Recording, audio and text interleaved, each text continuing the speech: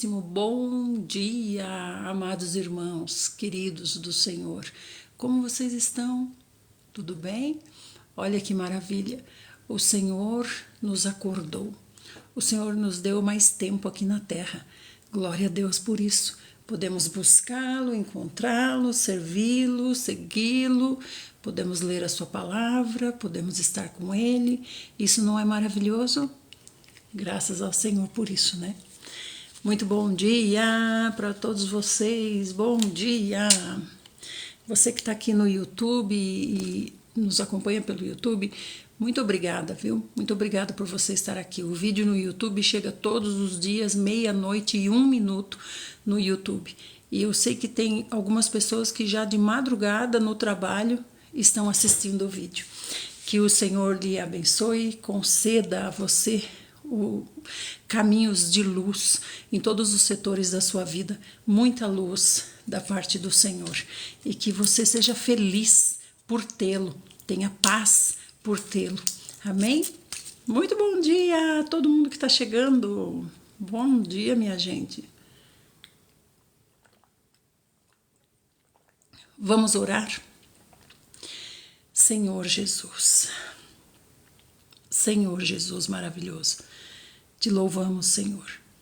Te louvamos, Senhor Jesus, porque o Senhor olha para nós e olha por nós.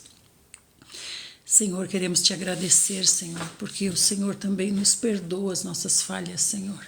Senhor, todas as vezes que não temos clareza da sua vontade e erramos, o Senhor perdoa as nossas falhas, Senhor. Perdoa-nos, Senhor, mais essa vez, Senhor. Perdoa-nos, renova as suas misericórdias, Senhor Jesus, nas nossas vidas, na vida dos irmãos que estão chegando aqui. Oh, Senhor Jesus, Senhor, nos faz novos, nos levanta novos, fortalecidos, corajosos. Senhor, anima-nos como o Senhor tem feito todos os dias. Nos dá, Senhor Jesus, a alegria de contemplá-lo na sua palavra. Fala conosco, Senhor, na tua palavra. Senhor, me ajuda, Senhor, a ter domínio do meu ego, Senhor, manter o meu ego calado, controlado, Senhor Jesus. Que eu diminua, Senhor Jesus, que o Senhor apareça nesse lugar, que o Senhor fale conosco, que o Senhor chegue aqui, Senhor Jesus, através da sua palavra, de uma maneira audível, Senhor, na tua palavra, Senhor. Senhor, sê conosco, Senhor. Precisamos de ti também, ser, Senhor, com a situação de cada irmãozinho que está chegando aqui, Senhor. Ó Senhor, cada um de nós tem os seus problemas, os seus conflitos, as suas provas. Senhor, sê a nossa força, Senhor, sê a nossa resposta, Senhor Jesus. Sê a nossa luz, a nossa paz, a nossa alegria, a nossa tranquilidade, Senhor Jesus. Sê a nossa serenidade na solução dos problemas, Senhor. Sê a nossa confiança, Senhor Jesus. Queremos estar plenos em Ti, Senhor, cheios de fé, sabendo quem é o Senhor, sabendo que o Senhor ascendeu aos céus, recebeu um nome que está acima de todos os outros nomes. Oh, Senhor maravilhoso, maravilhoso e digno de todo louvor, toda honra e toda glória. Senhor, obrigada, Senhor, porque apesar de sermos como somos, o Senhor não desiste de nós, o Senhor está aqui conosco. Oh, Senhor, nós te amamos, Senhor. Te amamos, Senhor. Fala conosco na tua palavra, Senhor. É no teu nome que nós confiamos, Senhor. É no teu nome que nós oramos, Senhor. É em ti que buscamos, Senhor. Amém.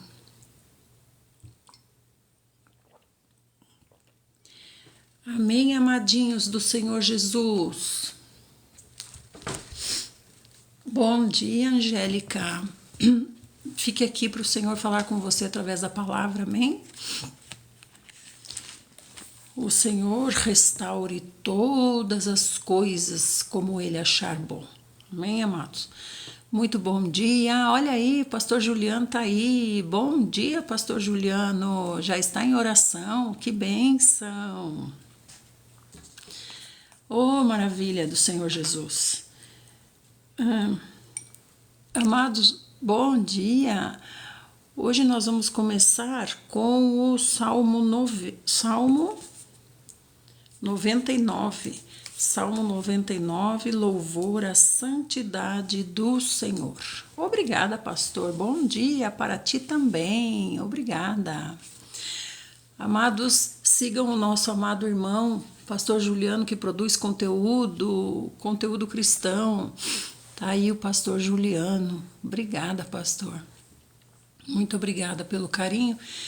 Eu recebo todos esses presentes como se estivessem me ungindo para a morte do meu ego, né? O Senhor é muito, muito, muito amoroso. Muito obrigada por ter passado por aqui para nos ver hoje. Obrigada pelo seu carinho. Obrigada por todos esses presentes. Que esses presentes sejam multiplicados 1000 vezes mais na sua vida. Amém? Vamos esperar o pastor Juliano agraciar a nossa manhã. Ó Senhor Jesus, Senhor, que os irmãos sejam todos abençoados, Senhor. Senhor, ser com a necessidade, Senhor, também com a obra de cada um, como a obra do pastor Juliano e a obra de todos nós. Que nós possamos negar o nosso ego, ter domínio, controle do nosso ego, como o Senhor se agrada que seja. Que possamos tomar a nossa cruz diária, todos os dias tomando a nossa missão e cumprindo com amor, com carinho, fazendo bem feito, com excelência para ti, Senhor. Senhor, também queremos seguir o Cordeiro. Aí sim, depois de negarmos o nosso eu, tomarmos a nossa cruz, seguir o Cordeiro. Seguir o Cordeiro por onde ele for. Cordeiro vai primeiro, né? Muito obrigada, pastor Juliano, nós atingimos a meta. Muito obrigada. Ó, pastor Juliano acordou hoje, hoje eu vou lá na conta da Idelma e vou ficar lá. Muito obrigada, pastor, que bênção. Muito obrigada.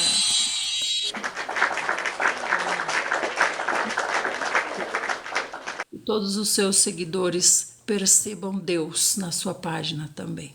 Louvado seja o nome do Senhor Jesus por sua vida, pastor Juliano. Muito obrigada. Amém. Muito obrigada pela visita. Jesus é o nosso amado Senhor. Então, amados, nós vamos para o Salmo 99, né?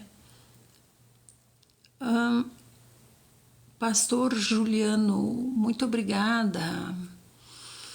Amados, quero pedir a todos vocês que tiverem uma moedinha que ativem aqui o coraçãozinho laranja. Isso deve ser importante, porque o TikTok colocou esse coraçãozinho laranja aqui pra gente. Muito obrigada, pastor Juliano. Muito obrigada, pastor Juliano, agora da nossa equipe. Que nós sejamos também da equipe dele, né, amados? Vamos lá retribuir. Sigam o pastor Juliano, que é um grande homem de Deus. Sigam o pastor Juliano e que quando ele estiver em live nós possamos ir lá retribuir, né? Fazer audiência, mandar corações, ajudar na obra do Senhor. Amém, amados? Então vocês que podem, ativem o coraçãozinho laranja, que é importante para o TikTok. Amém? Ô, pastor Juliano, hoje Deus moveu o coração do pastor Juliano para vir aqui nos agraciar mesmo, hein? Nos ungir para a morte do nosso ego, né? É nos presentes que nós somos mais testados, nos presentes, nos elogios. Que o Senhor lhe dê muitíssimo mais, pastor Juliano. 1000 vezes mais. Muito obrigada mesmo pelo presente. Ficamos muitíssimo felizes. Então, nós vamos para o Salmo 99, louvor à santidade do Senhor. Então diz assim: o Senhor reina, o Senhor reina. Então, se já começa dizendo que ele reina, então ele está falando com os seus súditos, né? Nós estamos vendo aqui, lendo um salmo que diz respeito ao Senhor como rei, como governo, como poder, como um cetro, como aquele que governa. Então o Senhor reina, aleluia. O Senhor reina quer dizer ele governa, ele manda e os que têm juízo obedecem, amém?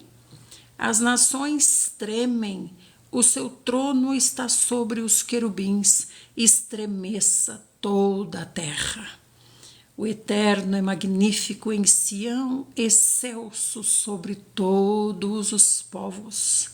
Celebrem eles o teu nome, que é grande e inspira reverente adoração, pois é santo. Aleluia. É Rei poderoso, que ama a justiça.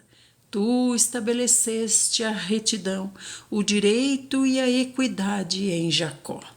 Tu, pessoalmente, os instruíste. Aleluia. Aqui quando fala, né, equidade, a gente já viu sobre isso, que quer dizer o quê? Quer dizer que é a cada um conforme a sua necessidade, né? A sua necessidade. Exaltai o Senhor, o nosso Deus, prostrai-vos diante do estrado dos seus pés, ele é santo. Aleluia. Moisés e Arão estavam entre os seus sacerdotes, Samuel entre os que invocavam seu nome. Eles clamavam pelo Senhor e ele lhes respondia. Da coluna de nuvem lhes falava, e o povo obedecia a seus decretos e a lei que lhes dera.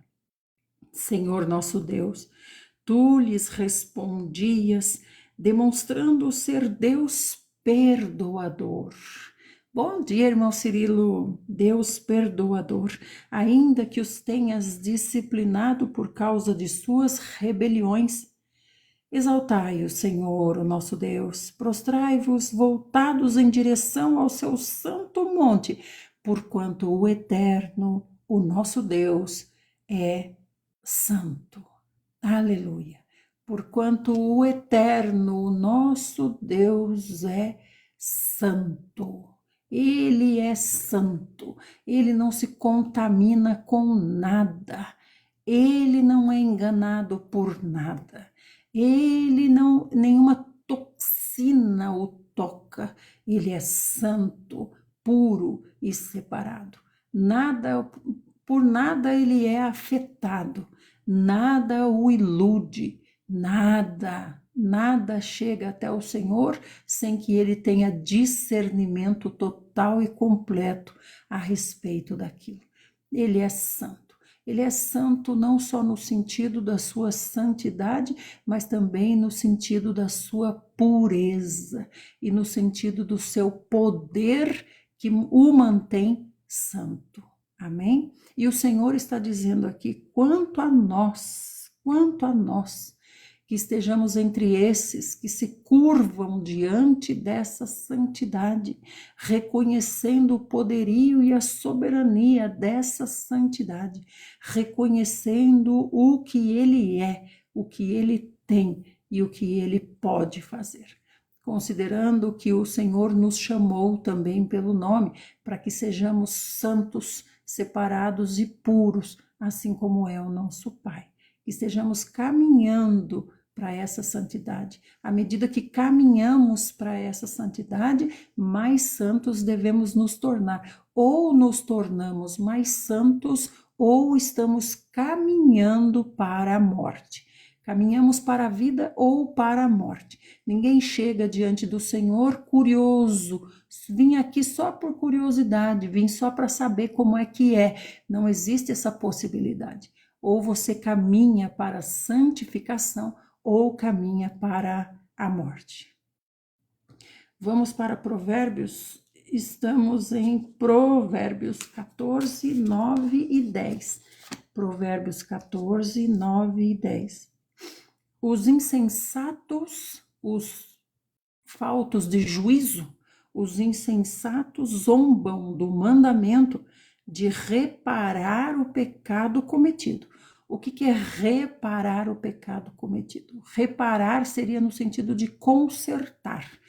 Consertar é deixar no mínimo como estava antes.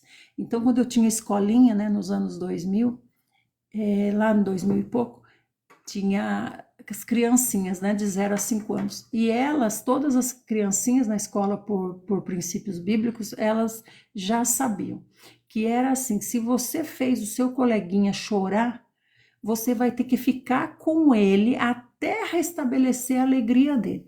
As criancinhas entendiam muito bem isso. Então, se ela causava algum dano a outra criancinha, tomando seu brinquedo, quebrando seu brinquedo, ou batendo nela, ou seguindo seus impulsos, né? Às vezes pegava o outro, do nada pegava o outro, dava um chacoalhão no outro, puxava o cabelo, os impulsos, né, da criança. Então, já sabia. O outro chorava, então ia ter que ficar com ele ali até restabelecer a alegria do outro.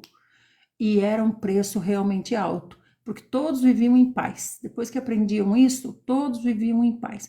Porque imagina, puxava o cabelo do outro, o outro começava a chorar, então não podia brincar mais, tinha que ficar lá, desculpa, desculpa, não chore, pare de chorar, não chore, não vou fazer mais, e não sei o quê, e ó, demorava até restabelecer, até reparar o dano. É isso que está dizendo aqui, reparar o dano. E ainda tinha criança que daí que chorava com gosto, daí que fazia aquele teatro, né? Que é para o outro sentir bem o que lhe causou. Então, é como o Senhor está dizendo aqui, se as próprias crianças sabem que reparar o dano tem um preço muito mais alto do que não causar o dano, quanto mais nós, né, que somos adultos e temos tanta experiência de vida e sabemos o quanto é difícil reparar um dano quando nós causamos um dano, né? Então diz assim, que os insensatos, os faltos de juízo, esses zombam, ou seja, zombam não leva a sério. Não leva a sério, isso é uma besteira. Isso é uma besteira. Então, os faltos de juízo zombam do mandamento. Que mandamento? Ordem, da ordem do Pai, da ordem do Senhor, de que o pecado cometido deve ser reparado. Imagina só, tem uma pessoa que está feliz, vai fazer algo feliz, está animado, você o desanima. Você diz, que besteira, isso não vai dar certo. Ou a pessoa está orando e você diz assim, orar não resolve, eu já orei 10 anos, não resolveu. Então, nós somos pedra de tropeço para alguém, imagina restaurar isso, né? É como o Senhor disse, se o sal perder o sabor, como restaurar-lhe o sabor? Então, o que o Senhor quer nos dizer é exatamente que nós pensemos antes. Por quê? Porque há um preço. Todo pecado há um preço que deve ser reparado, né? Então, aqui ele diz, os insensatos zombam, não levam a sério o mandamento, a ordem do Senhor de que o pecado cometido deve ser reparado. Mas o Senhor Jesus perdoa os meus pecados. Sim, ele perdoa, mas ele não repara. Se você roubou R$100 da pessoa, o Senhor perdoa se houver arrependimento no seu coração, mas ele não vai lá dar os R$100 para a pessoa no seu lugar. Ele não fala para você, tá bom, filhinho amado, fica aí, papai vai lá dar os R$100 para a pessoa. Não, quem tem que reparar o dano é você. O Senhor está agindo na esfera espiritual, na esfera terrena, é você que repara o erro. Está certo? E aí continua assim, né? Leile, por favor, veja o que esse rapaz aqui que está me lembrando. Bom, já a foto dele já está mostrando que é das trevas, né? O que ele está dizendo, Leile? Por favor, veja e já silencie ou nos limpe da linguagem dele, por favor. Bloqueie e veja o que você acha melhor. Muito bem. Então, ele continua assim. Mas entre os justos há humildade e correta atitude. Então, essa correta atitude não é no sentido de reparar o erro, mas é no sentido de não errar, não causar o dano. Amém? Então, vamos ler de novo agora? Então, diz assim, ó. Os insensatos zombam do mandamento, os insensatos zombam do mandamento de reparar o pecado cometido, mas entre os justos há humildade e correta atitude. Ou seja, os que não têm juízo não levam a sério a ordem do Senhor de que o seu pecado tem que ser reparado reparado, consertado o dano que causou a outra pessoa. Mas entre os justos, entre aqueles que são sérios, que querem levar o Senhor a sério, entre esses, a humildade e correta atitude, ou seja, esses não cometem esse tipo de pecado grosseiro, né? Causar dano a outra pessoa. Não é verdade? Aí também vem o 10 que diz assim: cada coração conhece bem suas próprias mágoas, e da sua alegria não participará o estranho. Então, que as mágoas venham dos estranhos, não venham daqueles que são nossos irmãos próximos. Vamos para Juízes. Ontem a gente leu sobre Gideão e foi maravilhoso, né? Aprendemos muitíssimo com Gideão, com a história de Gideão. E agora, ontem o que aconteceu? Fomos vitoriosos com Gideão, e agora nós vamos ver mais algumas realizações de Gideão, e Gideão logo vai passar. Então observe, o Senhor levantava um juiz, vinha alguns anos de paz, e depois o povo voltava a pecar, né? O povo voltava a abandonar o Senhor. Então estamos em Juízes 8. E sucedeu que os homens da tribo de Efraim foram reclamar a Gideão. Até aqui nós lemos ontem que o povo de Efraim foi reclamar, né? Deixa eu silenciar a Ângela. Que o povo de Efraim foi reclamar porque eles não foram chamados, né? Então, a derrota de Zeba e Zalmuna, estavam, portanto, Zeba e Zalmuna em Carcor com seu exército. Tá, então é aqui mesmo. Gideão chegou ao Jordão e o atravessou, mas tanto ele como os 300 guerreiros que o acompanhavam estavam exaustos por causa da perseguição. Então ordenou Gideão ao povo de Sucote: dai, rogo a vocês, pedaços de pão aos homens que me seguem, porquanto estão muito cansados e eu ainda estou perseguindo os reis de Midian, Zeba e Zalmuna. Ao que os príncipes do Sucote contestaram: já estão em tuas mãos, Zeba e Zalmuna? Por que deveríamos alimentar as suas tropas? Então, o que está acontecendo aqui? Derrotaram, né? Houve vitória contra o exército, mas os reis fugiram. Os reis fugiram e foram para esse lado aqui de Sucote. Aí Gideão foi para lá com os 300 para o lado de Sucote, atrás desses 3 reis. Os reis desses 3 lugares, né? Zeba, Midian e Zalmuna. E aí, quando chegou lá, ele passou pelo povo de Sucote e falou: nos dê algo para comer, nos dê pedaços de pão para mim e para os 300 que me acompanham. Nos ajude, porque estamos indo atrás dos reis de Midian, Zeba e Zalmuna. Então, esse povo, o que falou? Não, nós não vamos ajudar você. Por quê? Porque por acaso esses reis já estão debaixo dos seus pés, vamos dizer assim, né? Já estão derrotados? Então esse povo está dizendo assim: se nós ajudarmos vocês não vão vencer depois esses reis, e esses reis virão contra nós, porque nós ajudamos os seus inimigos. Compreende? Então Gideão falou: ah, é assim que vocês agem? É assim que vocês querem agir? Nos negando pão? Assim que o Senhor tiver entregado nas minhas mãos Zeba e Zalmuna, que são os reis de Midian, né? Rasgarei a sua carne com os espinhos do deserto e com os abrolhos. Veja bem, gente, imagina você voltando de uma guerra, varado de fome e cansaço. E a guerra ainda não terminou, ainda há 2 reis a serem perseguidos. E você com muitíssima fome. Imagina você chegar num lugar e a pessoa negar a você um pedaço de pão, um copo de água, que seja, se bem que a água eles tomavam dos ribeirões por lá, né? Mas imagina você varado de fome com os seus homens, né? Será que você não pode atualizar Leile. Veja, por favor, Leila, se você como moderadora consegue. Vê se você como moderadora tem acesso a isso ou não, e me avisa.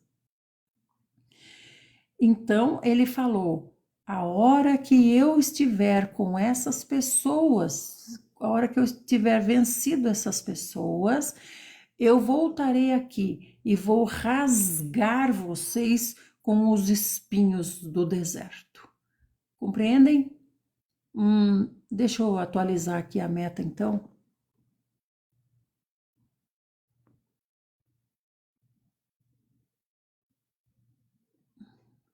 Vou colocar a meta que o TikTok sugeriu.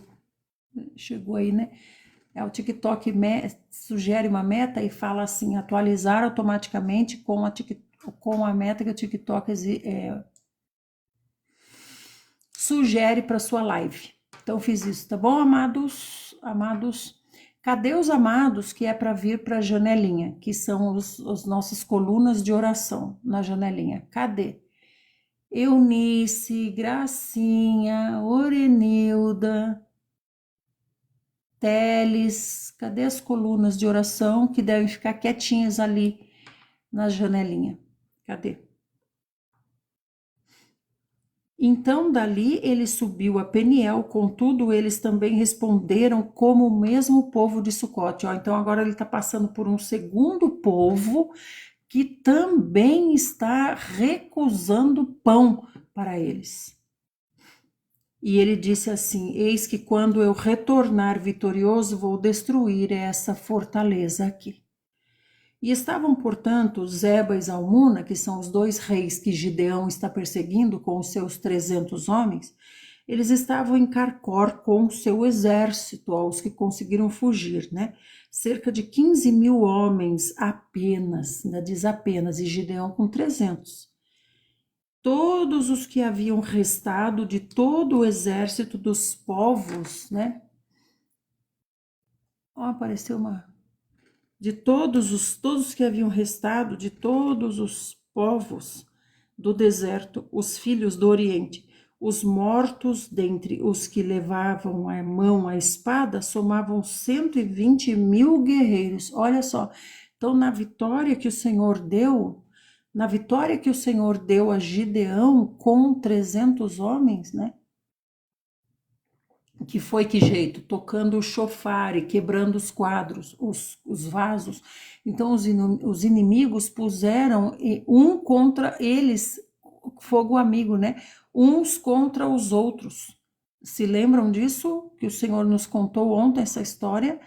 Então, com os 300, ele derrotou muitos homens. No entanto, depois, os homens que tinham desistido, né, que tinham saído, esses homens que não tomaram água da maneira correta lá no ribeiro, voltaram para ajudar. Então, nós tivemos uma vitória sobre 120.000 guerreiros. Pense bem, quantas cidades por aí, né, de vocês aí, as cidades de vocês, quantas pessoas tem? 40.000, 80.000, né?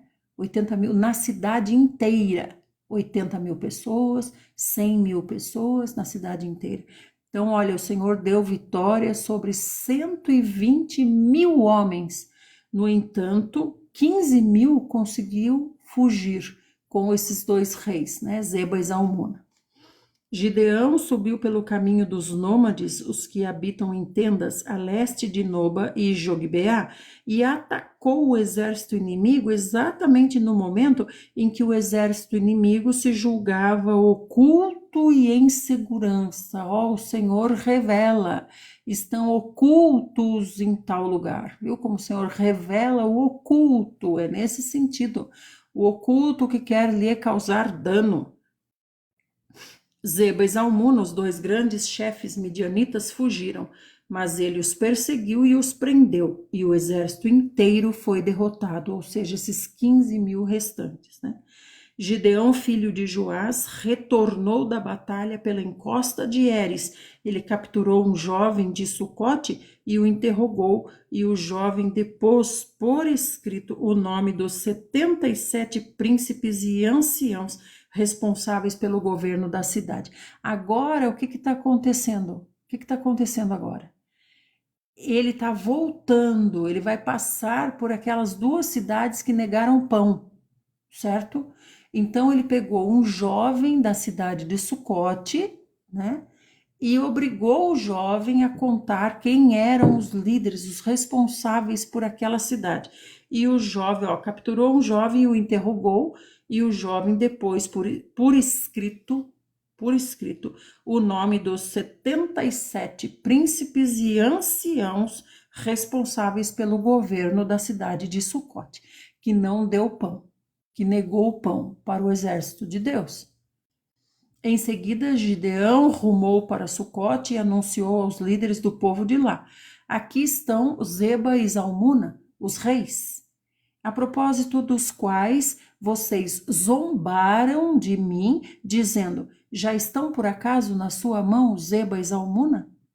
Por que deveríamos alimentar as suas tropas? Ou seja, eles não acreditavam que Gideão venceria Zeba e Zalmuna. Até porque Gideão está com 300 homens, Zeba e Zalmuna estão com 15 mil homens.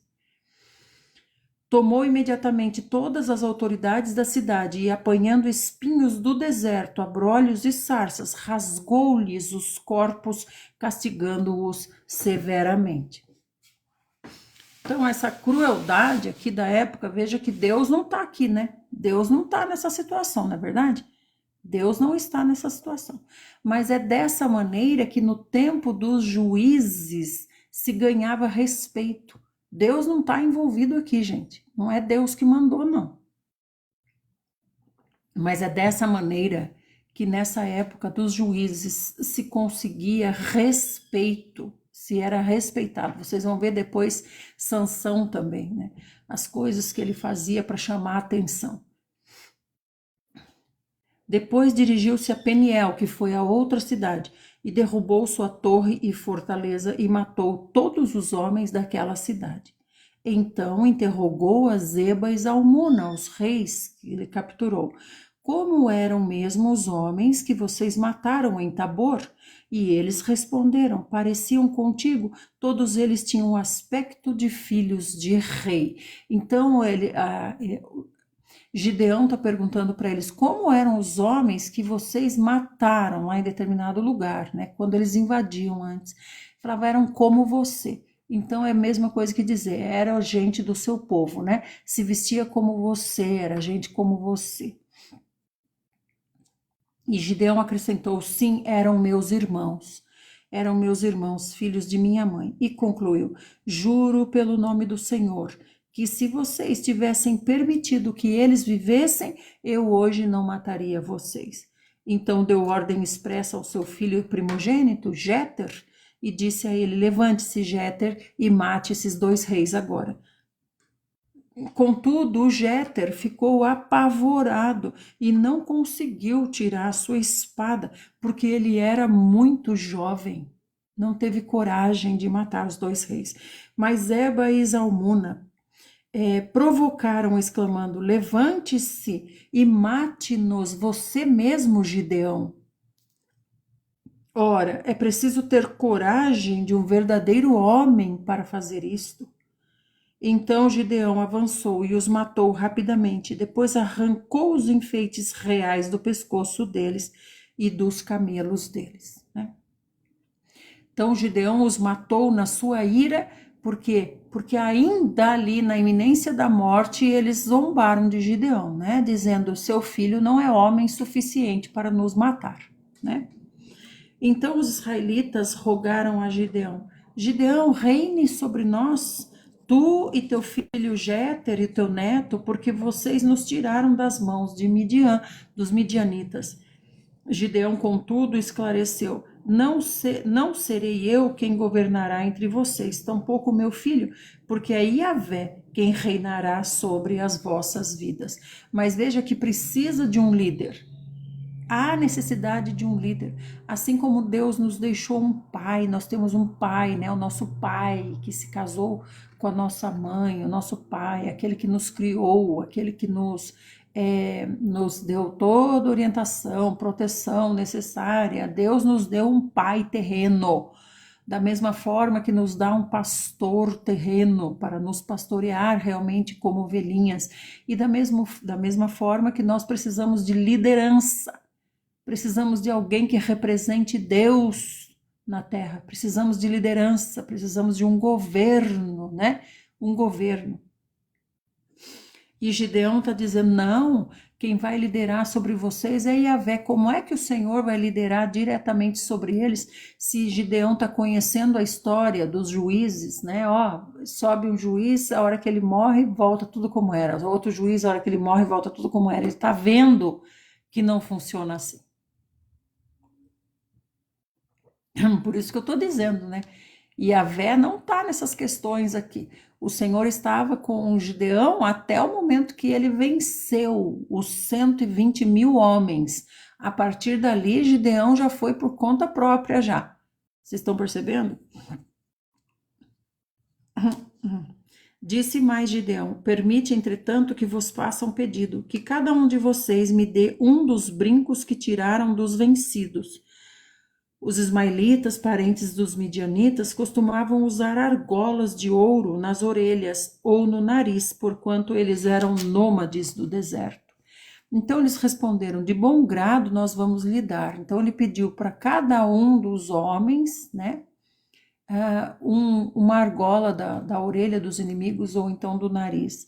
E estenderam uma capa e cada um deles depositou ali um brinco do total do seu despojo pessoal de guerra, e o peso dos brincos de ouro que ele recebeu chegou a 20,5 kg, sem contar os enfeites, os anéis, pendentes e as roupas de púrpura que os reis de Midian usavam, e os colares e enfeites reais que adornavam os seus camelos. Gideão usou o ouro para confeccionar um efode, um manto sacerdotal, que colocou em sua cidade Ofra. Entretanto, todo o povo de Israel passou a idolatrar esse objeto que Gideão fez, vindo a se prostituir em relação a Deus, o que se transformou numa armadilha para Gideão e toda a sua família. Estão vendo o que eu estou falando? O Senhor está com Gideão até a morte dos 120.000 homens. A partir dali, Gideão, seguiu por conta. Vocês estão vendo, amados? É como se, puxa, agora eu estou me sentindo tão seguro, tão forte, tão cheio de mim, tão confiante, né?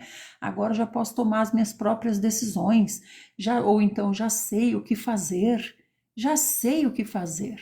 Vou agradar a Deus com o meu jeito, né?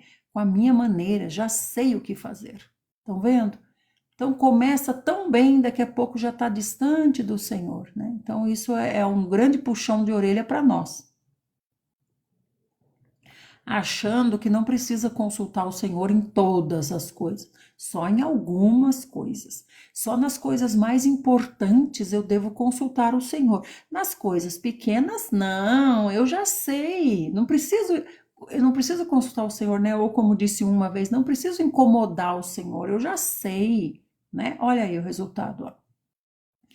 Então, quando vieram e disseram, Gideão reina sobre nós, primeiro que até seguindo Zalmuna, ele passou por essas duas cidades, Sucote e Peniel, onde lhe foi negado pão. Então, na primeira cidade onde lhe foi negado pão, era para ele parar, orar ao Senhor. Senhor, o que fazemos agora? Estamos com fome, não temos pão, a cidade está nos negando pão, o que o Senhor nos orienta? E antes até de ir até Zalmuna e Zeba, era para ter orado ao Senhor. Senhor, não derrotamos completamente os midianitas. 2 reis fugiram, Senhor. Devemos ir atrás deles, Senhor. Eles estão com 15.000 homens, nós estamos com 300. Senhor, nos orienta, aguardamos em Ti. Não, vamos lá, vamos lá. E assim passou por uma prova que foi em Sucote, passou pela outra prova, na outra cidade, né? Então, depois de vencer, veja bem, gente, em tudo não houve consulta ao Senhor. Ele trouxe os 2 reis e ficou caminhando com os 2 reis pelos lugares por onde ele passava, levando os 2 reis para lá e para cá, para quê? Para mostrar para mostrar, né? Levou lá em Sucote, levou lá para mostrar, né? Para provar, olha aqui, ó, como eu venci. Não foram vocês que falaram que eu não venceria? Olha aqui como eu venci. Em nenhum momento consultou o Senhor, até mesmo quando pegou seu filho Jéter, que aqui diz que era novinho, um menino novinho. Quantos anos ele tinha? 12, 14, 16? Não sabemos quantos anos ele tinha. No entanto, Gideão, olha só, Gideão, do alto do seu ego, diz para o filho: Filho, desembainha a sua espada e mata esses dois reis aqui diante de todos que estão assistindo. O menino não conseguiu. O menino não conseguiu. Era demais para ele. Já estava sendo demais tudo que ele estava vivenciando. Olha só Gideão, aonde foi parar, né? E aí os reis zombaram. Não, nos mate você, tem que ser homem para nos matar. Então chamou o menino de Gideão, né? Ele não é homem suficiente para nos matar. Então ofendeu Gideão, Gideão foi lá. Depois Gideão foi e rasgou o povo das duas cidades. Ele rasgou com espinhos, rasgou os seus corpos. Então veja, gente, o Senhor não está em nada disso. O Senhor não está em nada disso. Em tudo isso, Gideão está usando o seu próprio ego, o seu próprio livre-arbítrio. Gideão já se afastou do Senhor, né? E na outra cidade ele foi lá e derrubou a fortaleza, fez e aconteceu, né? Tudo isso vai servir de exemplo depois para Sansão. A gente vai ver que Sansão mais para frente, né, vai seguir esse mesmo modelo. Né? Então não consultou o Senhor. Não há aqui o Senhor mais com Gideão. E aí também nessa parte, né, quando eles disseram, Gideão, reina sobre nós, nós precisamos de um líder, porque nós nos lembramos, quando tinha Moisés, a gente ia melhor, quando tinha Josué, a gente ia melhor, reine sobre nós. Não, quem vai reinar sobre vocês é Yahvé, diretamente, né, como se o Senhor fosse descer aqui e reinar sobre nós, nosso meio. Então, quer dizer, eu estou dando ordem até para Yahvé agora, estou dando ordem até para o Senhor, o Senhor que tem que reinar sobre nós, e ainda teve essa infeliz ideia de pedir ouro para todos eles, de vocês não quero nada a não ser uma argola de cada um, e todos deram as argolas, né, dos despojos de guerra, uma argola de cada um, né, foi um tipo de um pagamento que ele estava cobrando dos seus homens por ter liderado eles, por ter sido esse comandante, né, nessa guerra. E aí ele pegou lá aqueles tantos quilos lá que deu, né, 25 quilos, 20 quilos e meio de ouro. E o que ele fez? Fez um colete sacerdotal, mas não para ele usar. Fez um colete e colocou lá, né, exposto esse colete, né, e esse colete virou um grande tormento para o povo e para o próprio Senhor, porque esse colete passou a ser idolatrado. Provavelmente as pessoas iam buscar força nesse colete, né? Ou estou com os meus inimigos, não consigo vencê-los, vim buscar força nesse colete, porque foi esse colete que deu força a Gideão para vencer os midianitas. Então, olha quanto problema, né, gente? Então se tornou um grande transtorno, uma armadilha do diabo, realmente, né, para Gideão e toda a sua família. Assim foi Midian abatido diante dos filhos de Israel e nunca mais levantou a cabeça, e a terra experimentou paz e descanso por mais 40 anos, todo o tempo que viveu Gideão. Então Jerubaal, filho de Joás, partiu em direção à sua casa e lá permaneceu. Gideão teve 70 filhos, todos gerados por ele, fruto dos seus ossos e da sua carne, porquanto tinha muitas mulheres. Olha só, onde vamos parar? E sua concubina, que morava em Siquém, também lhe deu um filho, a quem ele deu o nome de Abimeleque, que significa meu pai é rei. Ó, o coração, não, eu não vou ser rei sobre vocês, mas o ego queria. O ego queria. Não é verdade? O ego queria. E Gideão, filho de Joás, morreu pleno de dias, em idade avançada, e foi sepultado no túmulo de seu pai Joás, em Ofra dos Abiesritas. Logo depois da morte de Gideão, os filhos de Israel voltaram a se prostituir, oferecendo seu louvor e adoração aos Baalins, os filhos de Baal, aos adoradores do diabo. E aclamaram Baal-Berite como seu falso Deus. E não mais se lembraram do Senhor Yahvé, o seu Deus, que os havia salvado das mãos de seus inimigos em redor, né? Não lembraram nem do que da vitória que o Senhor deu através de Gideão, quanto mais da vitória que o Senhor deu lá no Egito, né? Também não demonstraram qualquer gratidão para com Jerubaal, Gideão e sua família, pois se esqueceram de todo o bem que Gideão tinha realizado em favor de Israel. E aconteceu que Abimeleque, que é o filho de Gideão, né? Jerubaal é Gideão, né? Filho de Gideão foi ao encontro dos irmãos de sua mãe em Siquém e questionou a eles e a todo o clã da casa paterna da sua mãe. Indagai, peço a vocês, aos nobres homens de Siquém, quanto ao que é melhor, ter todos os 70 filhos de Gideão governando sobre eles, ou somente um homem que os dirija. Recordem-se de que eu sou ossos de vocês e carne de vocês, sangue do sangue de vocês. Então Gideão teve esses 70 filhos, né? Mas teve um nesse lugar afastado. Agora esse um desse lugar afastado está dizendo, se juntem a mim para a gente matar todos os meus irmãos, filhos de Gideão, para que eu reine sobre vocês, para que não haja interferência nesse trono que eu vou estabelecer para mim. Aonde está Deus aqui? Aonde está Deus? Deus está esperando ser provocado. Até agora, o Senhor não foi provocado. Então, o Senhor é provocado de duas maneiras. Ou é provocado pela oração, ou é provocado pela ira. Daqui a pouco ele vai ser provocado de uma dessas duas maneiras. Então os irmãos de sua mãe transmitiram a mensagem de Abimeleque aos notáveis de Siquém, e o coração deles se inclinou a seguir as orientações de Abimeleque, porquanto eles pensaram assim, ele de fato é nosso irmão também. E lhe deram 70 ciclos, peças de prata, retiradas do templo de Baal-Berite, as quais Abimeleque usou para contratar alguns desocupados e mercenários que se tornaram seus seguidores. Esse se tornou o exército dele. Os desocupados, os mercenários, os de mau caráter, né?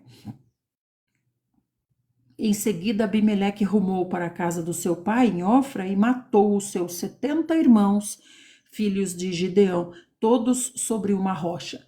Contudo, Jotão, o filho caçula de Gideão, se escondeu e conseguiu escapar. Então todos os cidadãos de Siquém e de Bet-Milo reuniram-se ao lado do carvalho sagrado, próximo à estela de Siquém, e proclamaram rei Abimeleque. É claro que vai proclamar rei, ele que está matando todo mundo. Se ele mata os seus próprios irmãos, imagina o que ele pode fazer com a gente.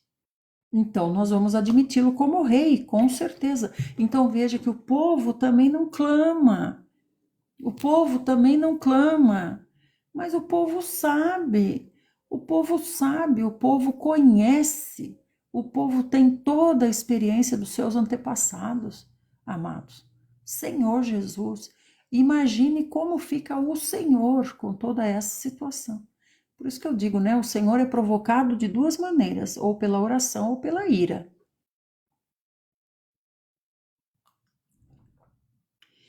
Levaram essa notícia a Jotão. Então ele subiu ao cume do monte Gerizim e exclamou ao povo com grande voz: ouçam-me todos vocês, fiquem atentos, ó ilustres cidadãos de Siquém, a fim de que Deus igualmente os ouça. Certa vez, esse Jotão aqui,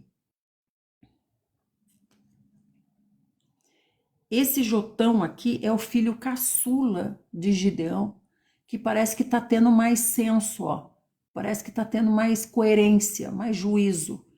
Então, o irmão dele, que matou todos os outros, né, ele fugiu, certo? O Jotão é o caçulinha, que fugiu, se escondeu.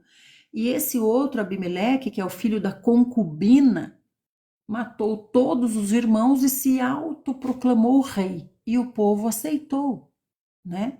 Aí Jotão, que é o caçulinha de Gideão, olha que corajoso, o caçulinha vem e fala para o povo, ó, escutem, preste atenção, cidadãos de Siquém, a fim de que Deus igualmente ouça vocês. Olha o que ele vai dizer. Certa vez as árvores se puseram a caminho para ungir um rei sobre elas, e disseram para a oliveira, oliveira, reine sobre nós. Entretanto, a oliveira declinou, alegando assim, eu não vou renunciar ao meu azeite, com o qual se presta honra aos deuses e aos homens, a fim de me colocar por sobre as demais árvores para dominar sobre elas. Então, olha só a sabedoria desse menino. Ele está dizendo assim: falaram para a árvore, árvore, vem reinar sobre nós. E a árvore disse: eu não, a minha função é dar azeite para os homens, dar azeite para os deuses e para os homens. Não vou sair da minha função para reinar sobre vocês, né? Então as árvores dirigiram-se a essa figueira, a figueira agora, né? A primeira era uma oliveira que dá azeitonas, que dá azeite. Agora falaram para a figueira, tudo isso na parábola que ele está contando. Vem você, figueira, reina sobre nós. Mas a figueira respondeu, por que eu iria abandonar a minha doçura e a boa produção do meu fruto no tempo certo? A minha função é dar figos, é adoçar. Por que eu vou abandonar a minha função para governar sobre vocês? E as árvores partiram em busca da videira, agora da uva, e convidaram, venha uva, videira, e reine sobre nós, ó, tá convidando, quer um rei de qualquer maneira, né? E, contudo, também a videira disse assim, por que eu ia deixar de gerar vinho novo, que tanto alegra os deuses e os homens, a fim de me erguer sobre vocês demais árvores, para governar sobre vocês? Ou seja, por que eu vou deixar de cumprir a minha função, onde eu estou sendo aqui próspera, né? Estou cumprindo aqui muito bem, né? Muito elogiado. Por que eu vou deixar para arrumar dor de cabeça com vocês? Sendo assim, todas as árvores rogaram ao espinheiro, falaram para o espinheiro, vem você, espinheiro, e reina sobre nós. Então o espinheiro aqueceu, mas advertiu as árvores. O espinheiro disse assim, se de fato vocês querem me ungir rei sobre vocês, venham e abriguem-se sob a minha sombra. Caso contrário, sairá fogo dos meus espinheiros e devorará até os cedros do Líbano. Pronto, acharam. Acharam um que vai dominar sobre eles com crueldade. Não querem um rei? E o Senhor está como? O Senhor está só observando. O Senhor está só observando. Achamos um espinheiro. Quem é esse espinheiro? Abimeleque, né? Que matou todos os irmãos. Sendo assim, prosseguiu Jotão, se foi com sinceridade que vocês agiram quando fizeram rei Abimeleque, meu irmão, se procederam bem com Gideão e com sua família, se o trataram de acordo com o merecimento dos seus atos, meu pai Gideão, visto que meu pai batalhou por vocês e por vocês arriscou a sua vida e vos livrou das mãos de Midian, no entanto, hoje vocês estão levantando contra a casa do meu pai, que é quem ajudou vocês, vocês estão se levantando contra, assassinando os seus filhos, os filhos de Gideão, né, Michele? 70 homens sobre uma mesma pedra e ainda estão proclamando Abimeleque, o filho da sua escrava, rei sobre os notáveis de Siquém, pelo fato de ser o seu irmão. Obrigada, Michelinha linda. Estamos em Juízes 9:19, Lelê. Então, amados, olha só esse menino, o caçulinha de Gideão, dando um show de sabedoria, né? Se, pois, foi de boa fé e com lealdade que vocês agiram hoje para com Gideão e com a sua casa, então alegrem-se com Abimeleque.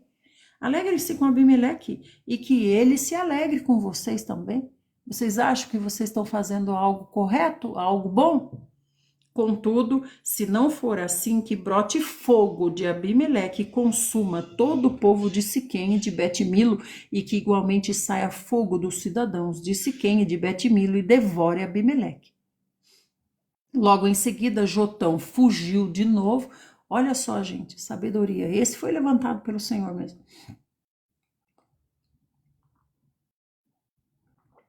Então veja que o Espírito do Senhor está sobre a família de Gideão, né? Pairou sobre Jotão, o caçulinha. Então foi o próprio Senhor, né, que guardou Jotão. Então, depois de falar tudo isso, Jotão, chispou de novo, se escondeu lá em Beer, onde permaneceu morando, longe do seu irmão Abimeleque, que com certeza o mataria. Abimeleque, então olha só, ele foi lá e falou por Deus, ficou bem claro, ele enxergou muito bem.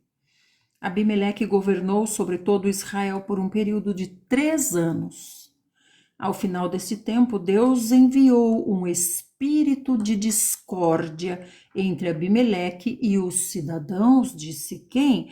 Então, os líderes do povo agiram traiçoeiramente contra Abimeleque. O que eu falei? Ou você provoca o Senhor, ou você provoca o Senhor pela oração, ou você provoca pela ira. Provocaram pela ira, né? Provocaram o Senhor pela ira. O Senhor está irado, o Senhor está bravo. E então o Senhor colocou, né, os cidadãos contra Abimeleque que reina sobre eles, né? E isto aconteceu para que o crime cometido contra os 70 filhos de Gideão fosse devidamente vingado, e a responsabilidade pelo injusto derramamento do sangue de todos esses irmãos filhos de Gideão caísse sobre Abimeleque, seu irmão, que os assassinara, assim como sobre todas as pessoas de Siquém, que colaboraram com ele no massacre dos seus próprios irmãos. Senhor Jesus. Os cidadãos de Siquém armaram, pois, emboscadas entre eles nos altos dos montes e assaltavam a todos os que passavam por eles no caminho, e fizeram Abimeleque saber disso. Nesse meio tempo, Gaal, filho de Ebede, mudou-se com seus parentes para Siquém, cujo povo confiava nele. Tá chegando mais um. Chegando mais um. E aconteceu que foram ao campo, colheram uvas, pisaram as uvas e realizaram uma festa no templo do seu Deus, seu falso Deus. Chegaram lá, estão cultuando o falso Deus, comendo, bebendo e amaldiçoando Abimeleque. Então Gaal, filho de Ebede, perguntou assim: quem é Abimeleque para que a gente obedeça a ele? E quem é Siquém? A cidade, né, o povo. Não é ele o filho de Gideão e não é Zebul, seu capitão? Que cabe servir ao povo de Amor, o pai de Siquém? Por qual motivo nós haveríamos de servir a Abimeleque? Se eu tivesse a possibilidade de liderar esse povo, movido pela cobiça, né? Expulsaria Abimeleque e bradaria: prepara teu exército e vem para a batalha.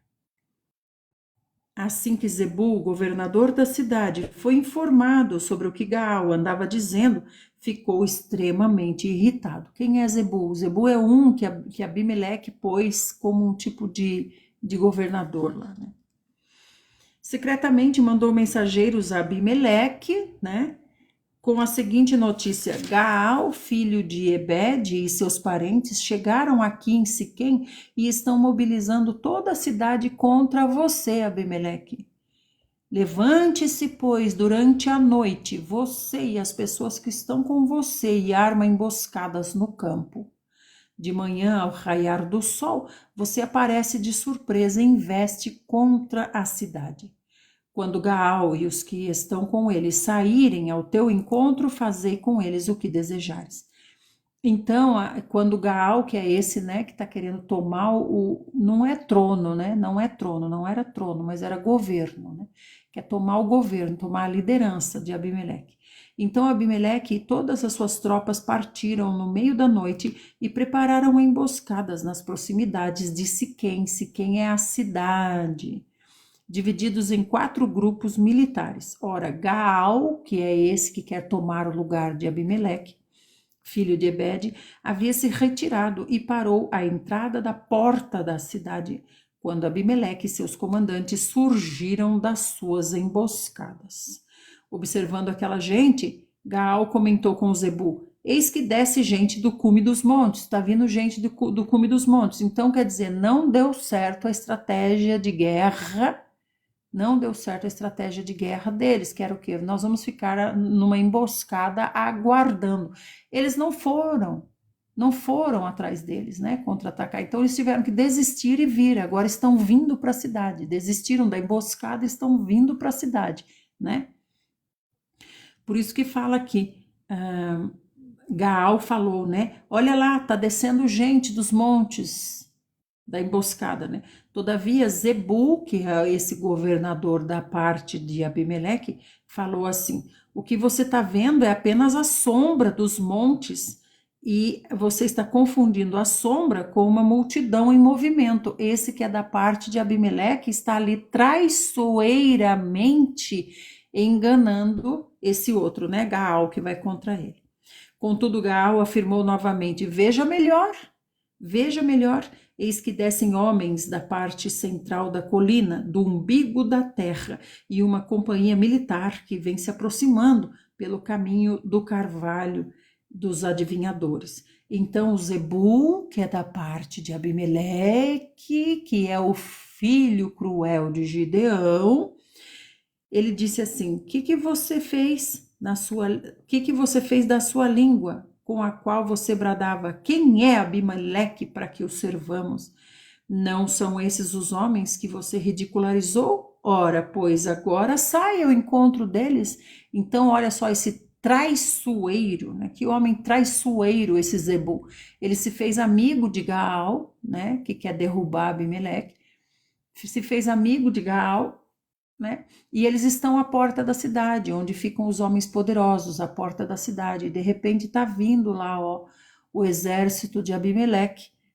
Então Gaal diz: estou vendo que estão vindo homens contra nós. E Zebu falou que não é não. É a sombra das árvores com a movimentação do sol. Você está confundindo a sombra das árvores com homens. Quer dizer, então é distante, né, gente?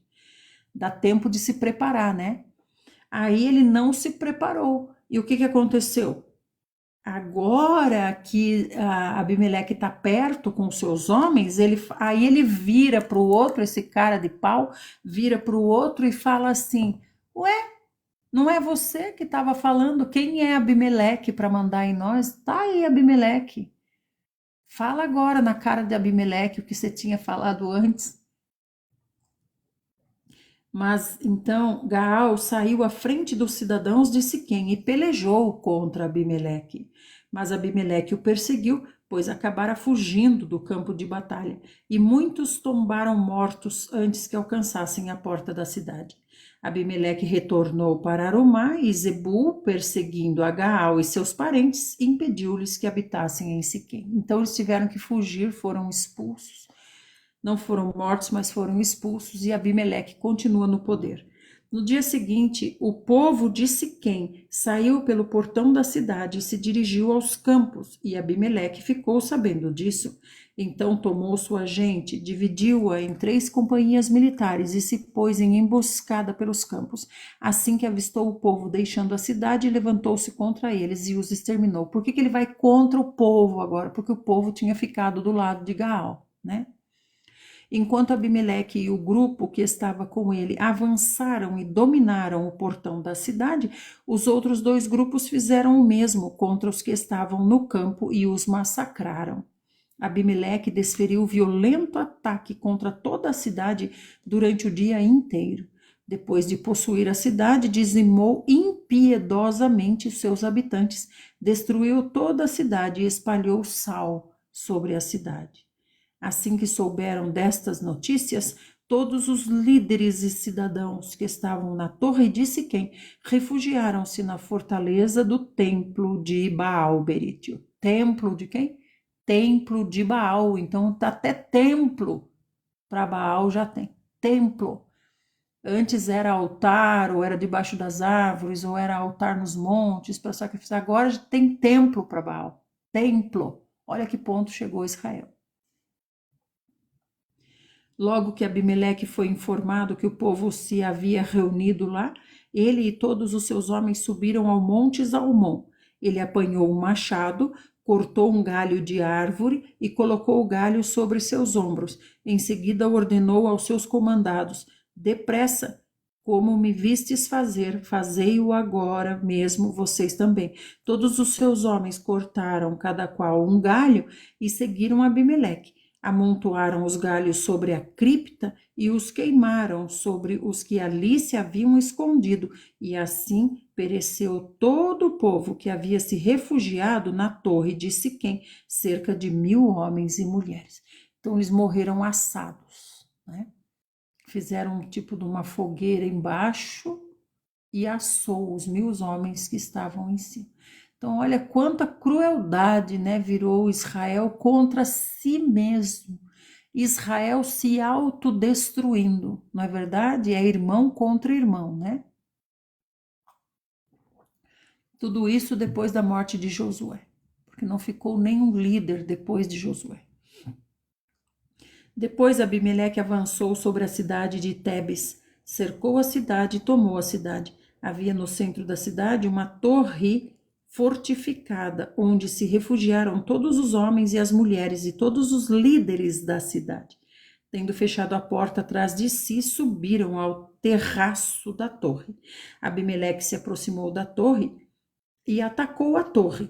Ao chegar próximo da porta da torre para lhe atear fogo, uma mulher jogou sobre ele uma pedra de moinho que o atingiu na cabeça, rachando-lhe o crânio. Então, Abimeleque chegou ali perto da torre para fazer a mesma coisa nessa segunda torre, atear fogo e assar o povo lá em cima da torre. Uma mulher veio com uma pedra grande, uma pedra de moinho, é pedra grande, né? Veio com uma pedra de moinho e jogou, ele estava ali perto da parede da torre, a pedra caiu na cabeça dele, rachou o crânio de Abimeleque. No mesmo momento, ele chamou o seu escudeiro e disse para o escudeiro: pega a sua espada e me mata, para que não se divulgue que através de uma mulher eu fui abatido. Então o jovem que transportava suas armas o atravessou com sua espada e ele morreu. Então tinha um jovem que eles falam às vezes escudeiro, né? É um que vai segurando o escudo, segurando as armas, né? É um tipo de um instrumentador para o guerreiro, né? Então ele falou para esse jovem: desembainha a espada e me mata, para que a minha honra, olha que honra é essa, para que a minha honra não seja ferida, para que não fique a história dizendo que eu fui morto por uma mulher. E o jovem pegou da própria arma de Abimeleque, que ele carregava para ele, e o matou. Quando os israelitas observaram que Abimeleque estava morto, retornaram cada um para a sua habitação. E assim Deus fez recair sobre Abimeleque o devido castigo por todo o mal que ele havia praticado a seu pai, Gideão. Ó, o Senhor se lembra de Gideão mesmo depois de morto. A Gideão, assassinando os seus 70 irmãos. Deus fez igualmente que todos os cidadãos de Siquém pagassem por toda a maldade deles. Desse modo cumpriu-se sobre eles a maldição de Jotão, filho de Jeroboão. Qual é a maldição de Jotão? Jotão profetizou da parte de Deus. Jotão é o filhinho caçula de Gideão. O filhinho caçula de Gideão, que conseguiu fugir e se esconder. Aí ele veio, né, do seu esconderijo, que não sabe onde é, ele veio e falou para o povo: olha, povo, não fica procurando espinheiro para governar sobre vocês, não, minha gente. Não fique procurando espinheiro para governar sobre vocês, porque do espinheiro virá a morte. Por isso que o Senhor está dizendo aqui. Que assim o próprio Deus cumpriu a maldição de Jotão, filho de Gideão. Deixa eu ver se a gente avança. Agora a gente foi longe demais. Passado o tempo de Abimeleque, um homem de Issacar, chamado Tola Ben-Puá, neto de Dodô, levantou-se para libertar o povo de Israel. Ele habitava em Samir, nos montes de Efraim. Comandou a nação de Israel durante 23 anos, então morreu e foi sepultado em Samir. Então vocês estão vendo, gente? Era assim, se levantava um líder, não buscava Deus. Gente, com toda a experiência que a gente tem, com toda a sabedoria que o Senhor já nos deu, de que a palavra contém Deus, que a palavra é resposta para as nossas questões, resposta para as nossas dúvidas, para as nossas angústias, para as nossas provas. Por que nós não buscamos a Deus? Me diga. Por que nós ficamos buscando espinheiros para governarem sobre nós, né? Por que antes de ir num banco procurar um espinheiro de um financiamento, por que não ora ao Senhor? Por que não diz, Senhor, o que eu devo fazer? O que eu devo fazer, Senhor? Não. Vai procurar os espinheiros. Ó espinheiros, governem sobre nós, espinheiros. Venham governar sobre nós, espinheiros. Vai procurar um agiota, né? Vai procurar caminhos ilícitos, vai procurar caminhos muitas vezes de estelionato, né? Vai procurar, venham espinheiros, governem sobre nós, espinheiros, né? Vai comprar aquilo que o Senhor não está mandando, né? Vai tomar decisões que o Senhor não está nelas. O Senhor está longe. O Senhor está como, gente? O Senhor fica só esperando. Eu acabei de falar para vocês, é o que o Senhor fez aqui. O Senhor é provocado de duas maneiras, ou pela nossa oração, ou pela ira, ou pelo zelo, né? O Senhor não fala? Vocês provocam o meu zelo. O que é esse zelo? É o ciúme dele, né? Provoca o ciúme e o Senhor fica bravo. Então o Senhor é provocado de duas maneiras, ou pela nossa oração, ou pela ira que nós provocamos nele. Então, amados, que em todos os nossos caminhos nós busquemos o Senhor, que não sejamos tolos de ficar buscando espinheiros para governarem sobre nós. Espinheiros para governarem sobre nós. Muito bem, agora nós vamos começar João, louvado seja o nome do Senhor. O que está acontecendo hoje que nós estamos com 230 pessoas? Senhor Jesus, bastante gente veio escutar a palavra hoje. Amados, vamos agora pôr o dedo na telinha, põe o dedo na telinha, segura o dedo na telinha, vai aparecer as pessoas que é para você convidar para estarem aqui conosco. Começa a enviar.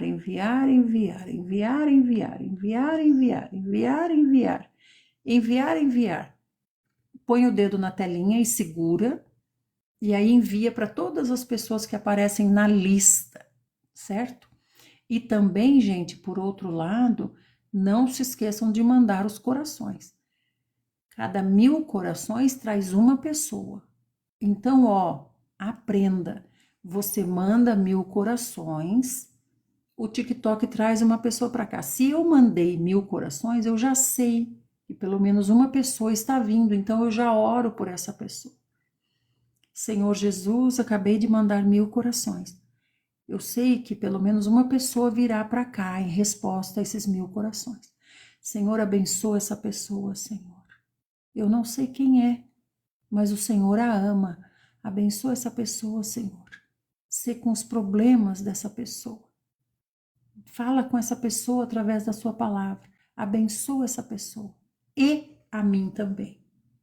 e a mim também. E não, Senhor, me ajuda, me abençoa, me salva, resolve meu problema, isso, aquilo, aquele outro. E os seus irmãos? Os meus irmãos, cada um se vire por si.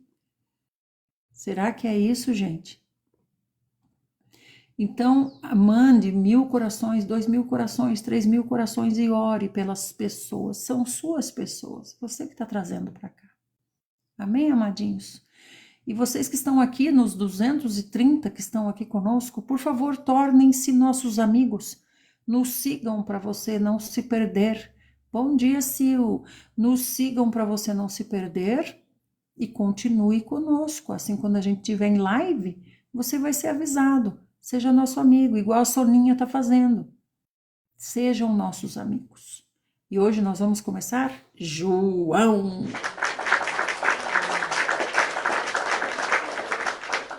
Como nós estamos avançando rápido, né? Então, nós vamos para João. Quem é esse João aqui? Quem é esse João, minha gente do céu? João é o discípulo por quem o Senhor tinha especial carinho. Obrigada, Soninha, por se tornar membro da equipe.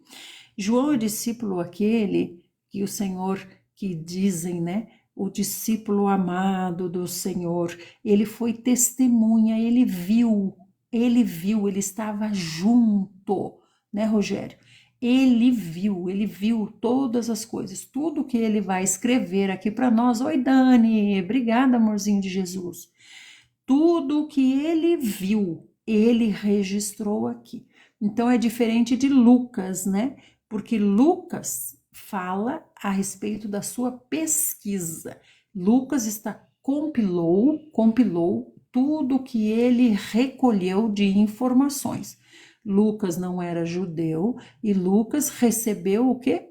Recebeu um comissionamento de levantar essas informações para Teófilo, que era alguém do alto escalão do governo romano que patrocinou as viagens de Lucas para Lucas poder fazer esse levantamento e levantar o evangelho de Lucas.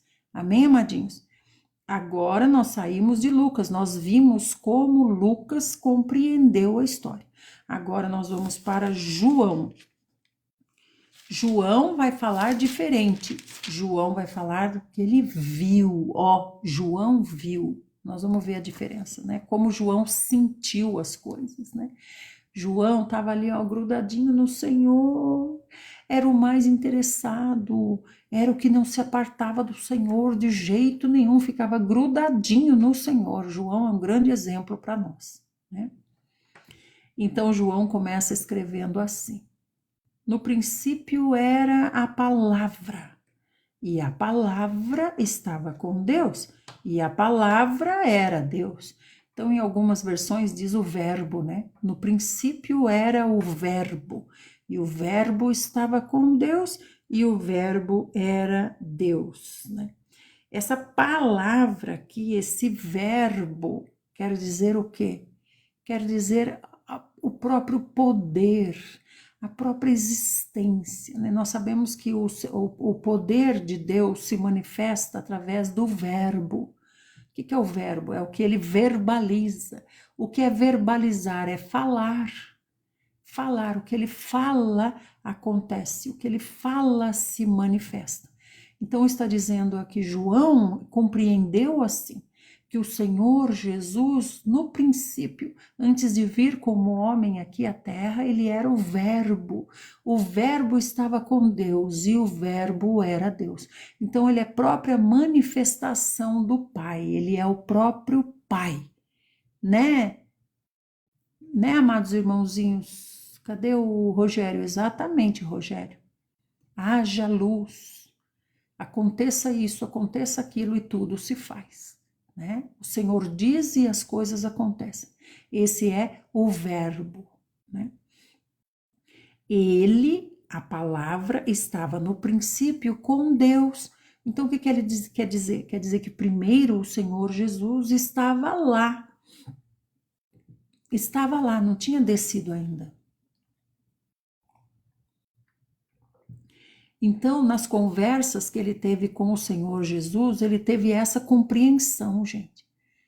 é uma compreensão de quem estava juntinho do Senhor, grudadinho no Senhor. É essa compreensão que nós temos que ter também, certo?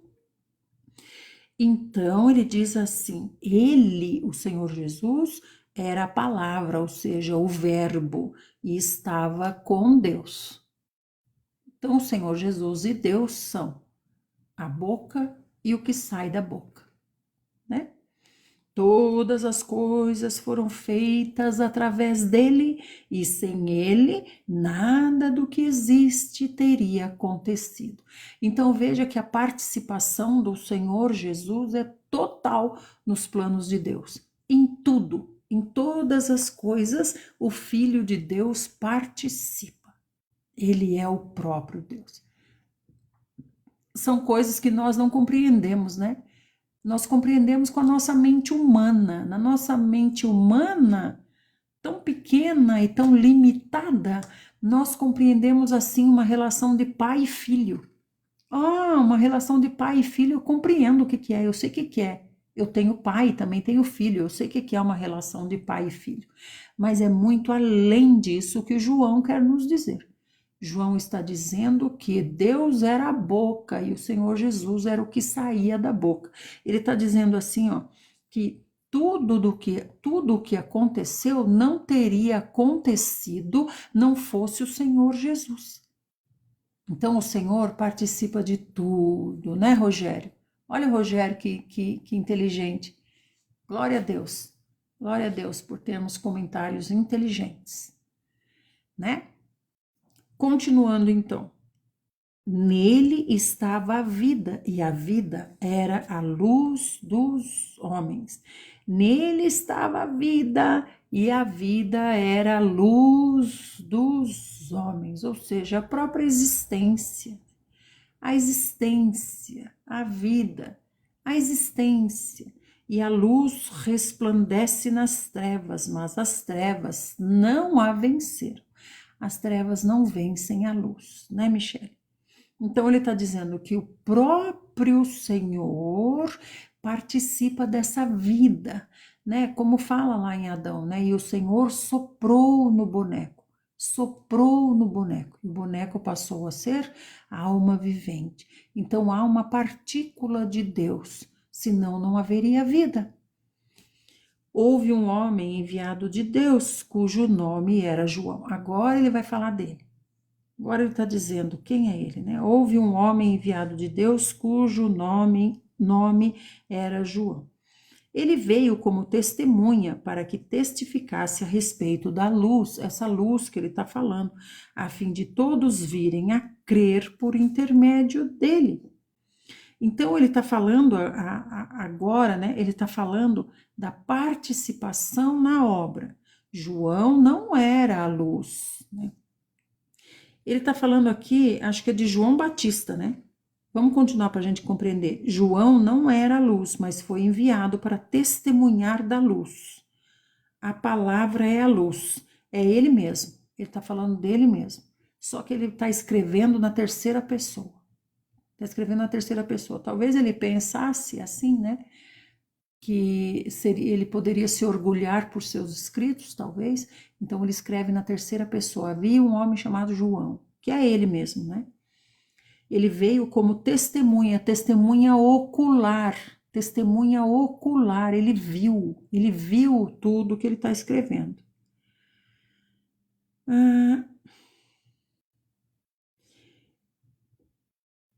João não era a luz, mas foi enviado para testemunhar dessa luz, ou seja, contar para nós a respeito dessa luz. A palavra é a luz verdadeira que, vinda ao mundo, ilumina toda a humanidade. Então ele acabou de falar o que é a palavra. O que é a palavra? É o Senhor Jesus. Ele não acabou de falar? No princípio a palavra estava com Deus. No princípio era a palavra, o verbo, e o verbo estava com Deus. Agora ele está dizendo, a palavra, ou seja, o Senhor Jesus, é a luz verdadeira que vinda ao mundo. Estava lá, o verbo estava lá, agora o verbo está aqui. Vinda ao mundo, ilumina toda a humanidade. Aquele que é a palavra estava no mundo, e o mundo foi feito através dele, mas o mundo não o reconheceu. Então, olha só o que João está falando. O Senhor Jesus estava com Deus no céu. Criaram o mundo, criaram a humanidade, criaram tudo. Daí ele veio para cá. O próprio Deus veio para cá, mas a sua criação não o reconheceu. Ele veio para o que era seu, mas os seus não o receberam. Mas a todos quantos o receberam, olha, alguns receberam. Esse receberam aqui é creram, enxergaram, viram. Por isso que ele diz assim, ó, aquele que é a palavra estava no mundo, o mundo foi feito dele, mas o mundo não reconheceu. Não reconheceu quem é esse. Esse é o próprio Deus. É aquele que nos criou, aquele que nos deu a vida.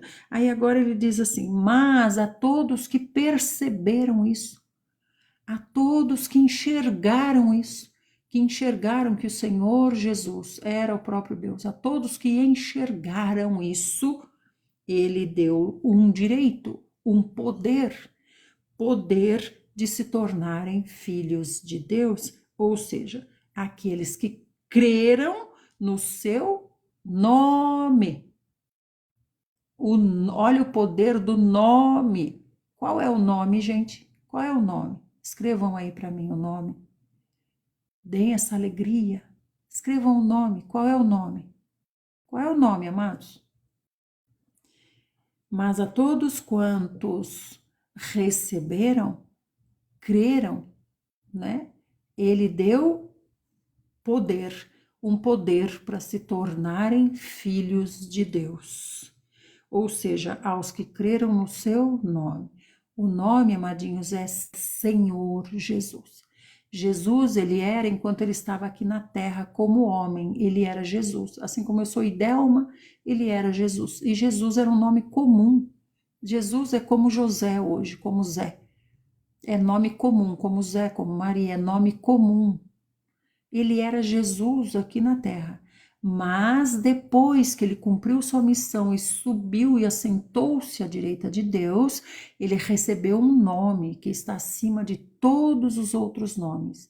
Ou seja, o Senhor Deus colocou na frente de Jesus um título, Senhor, Senhor. Agora ele é Senhor, Senhor Jesus. Ele não é mais aquele homem que esteve na terra. Hoje ele é Senhor Jesus, sobre todas as coisas. Depois de cumprir sua missão, ele recebeu esse título, Senhor Jesus. Então ele está dizendo aqui a todos os que creram nesse nome. Puxa, eu estou enxergando poder ali.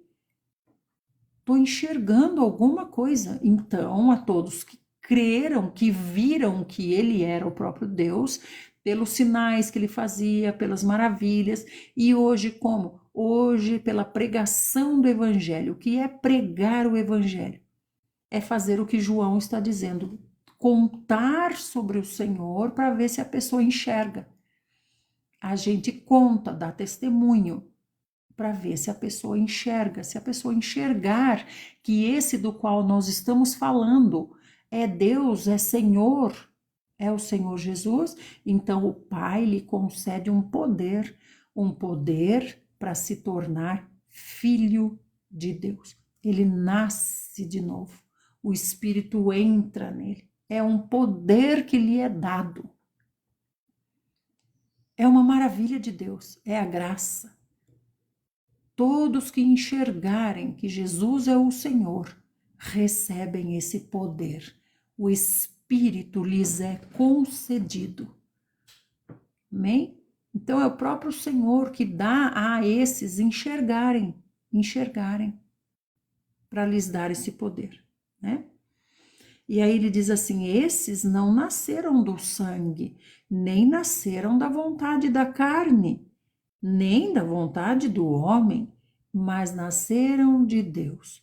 Nasceram de novo, agora foram gerados bebezinhos de Deus. Antes eram criaturas, né? Tinham uma partícula de Deus? Tinham sim. senão não teriam vida, né?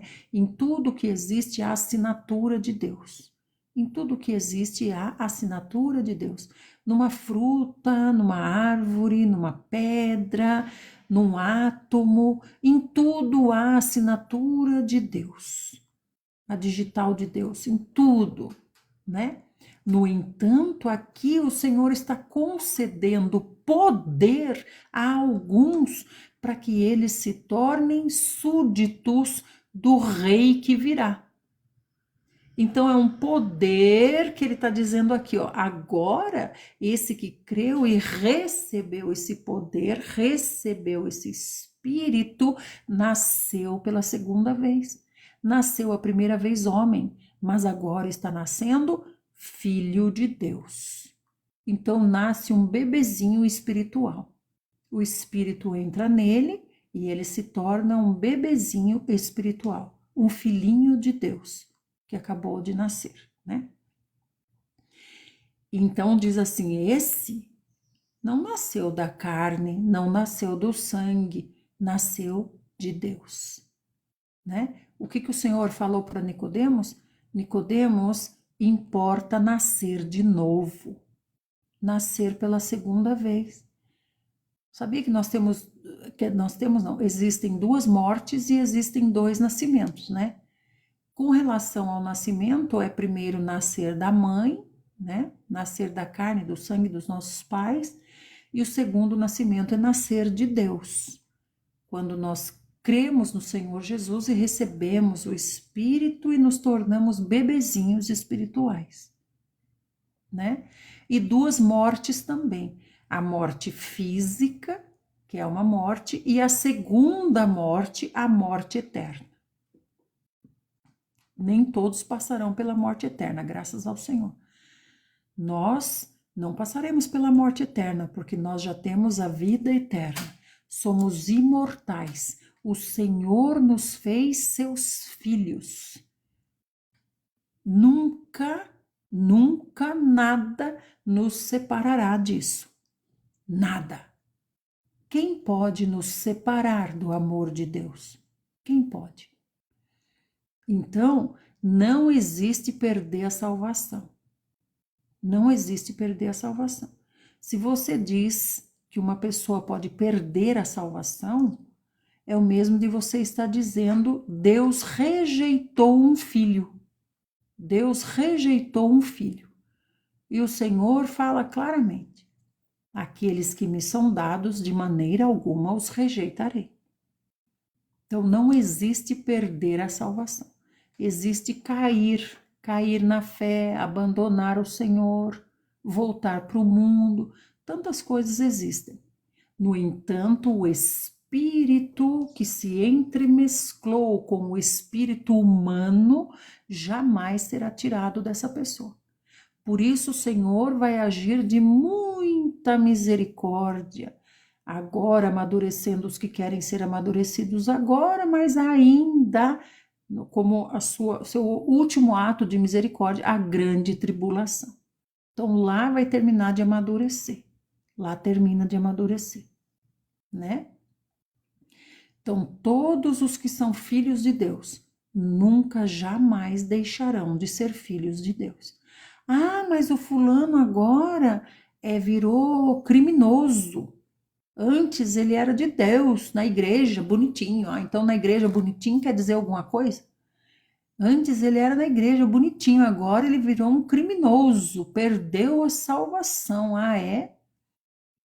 Então quer dizer que Deus quer os certinhos para serem seus filhos. Os erradinhos ele vira as costas, rejeita. Então por que nós fomos aceitos?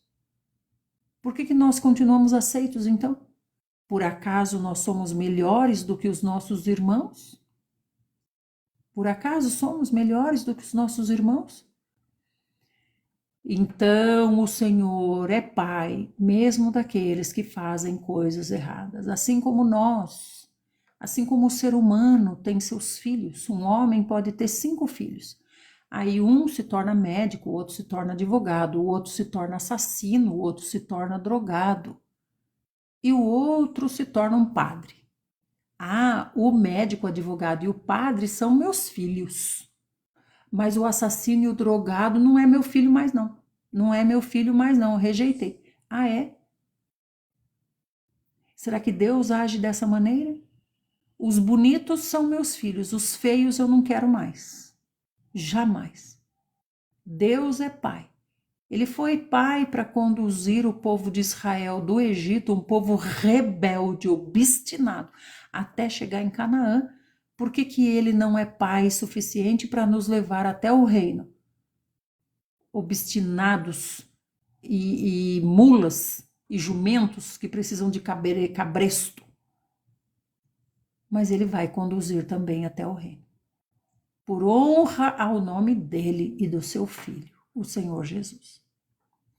E a palavra se fez carne. Que palavra? O verbo que estava com Deus se fez carne e veio, o Senhor Jesus, e habitou entre nós, morou aqui. João está dizendo, morou comigo, se acredita? Morou comigo.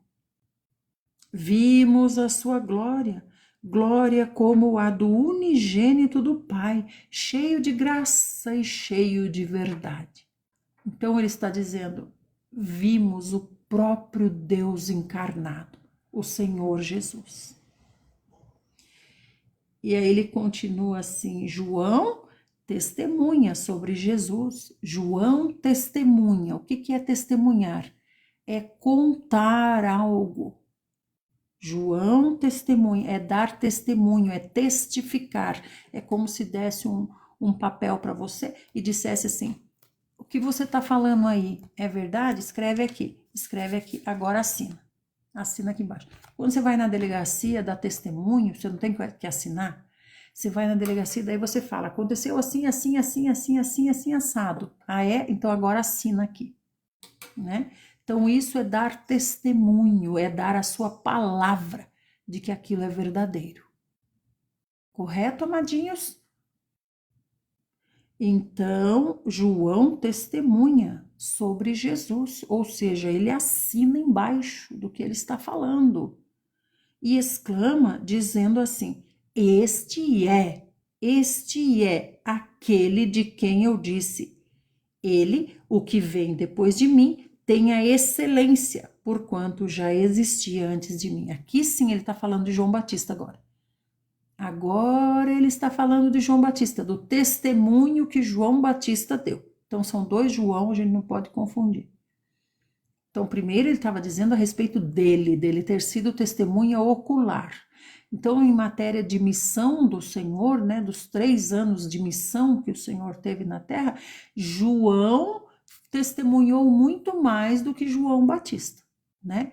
João Batista testemunhou da infância, deles crescerem juntos, eles são primos, deles se conhecerem desde pequenos, né? De serem primos, e até a parte do batismo. Dali não andaram mais tão juntos. Se viram, né? Com certeza, mas não andaram mais tão juntos, não é verdade? Então agora João, o discípulo, está falando a respeito de João Batista, primo do Senhor. João Batista testemunha sobre Jesus e diz assim, este é aquele de quem eu disse, ele, o que vem depois de mim, tem a excelência, porquanto já existia antes de mim. Esse é João Batista falando, né? E da sua plenitude, todos nós temos recebido graça sobre graça, porquanto a lei, a Torá, foi dada por intermédio de Moisés. Moisés nos deu a Torá, né? A Bíblia dos judeus.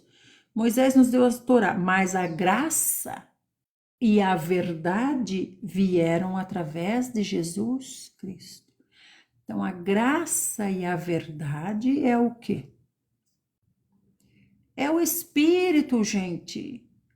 Os judeus não têm o Espírito, eles têm a Torá, eles têm as leis de Moisés.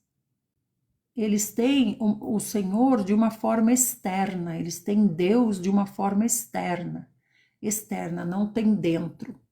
nós temos a graça e a verdade, ou seja, o Espírito entrou em nós e nós vivemos essa verdade através do Espírito, é real para nós, é uma realidade para nós. Para os judeus, não, eles estão na Torá, Deus não está dentro deles, o Espírito não está dentro deles, eles têm Deus de uma forma externa, através da Torá, as leis de Moisés, pelas quais suas consciências são regidas. Compreendem? Então é de uma maneira externa. E o vazio deles é tão grande, de Israel, dos judeus, é tão grande. Gente, por que fala judeus? Vocês sabem por que fala judeus? Porque são da tribo de Judá. A tribo de Judá foi a mais proeminente. As outras tribos têm seus descendentes? Têm, mas não aparecem, são pouquinhos, estão esparramados pelo mundo. Mas a tribo de Judá foi a que prevaleceu. Então, por isso nós dizemos judeus, porque são da tribo de Judá, né? Genericamente. Então, esses são tão vazios, o vazio deles é tão grande que a Torá que Moisés deixou não foi suficiente para encher esse vazio deles. Eles foram criando outras leis, mais leis para nos tornarmos mais santos e mais próximos de Deus. Criaram mais de 600 leis, mesmo depois de Moisés. E devem criar até hoje, né? Devem criar até hoje novas leis. Por quê? Porque é uma maneira externa deles sentirem a presença de Deus, cumprindo leis. Para nós é diferente, nós temos o Espírito.